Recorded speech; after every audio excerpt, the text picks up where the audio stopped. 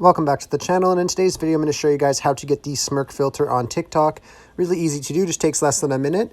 So all we're going to want to do is head over to TikTok really quickly, and we're just going to go to the Discover tab, and we just want to search for Smirk filter. Just like this. Then all you want to do is just find a video with the filter on it. So we're just going to click on one of them.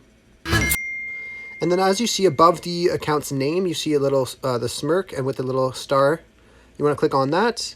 And then you can just click on add to favorites. And then when you go to create your own TikTok video, you can just go to your favorites and you'll see that filter there. I really hope I was able to help you guys out with this video. If I was, be sure to leave a like and subscribe for more tutorials. Thanks for watching.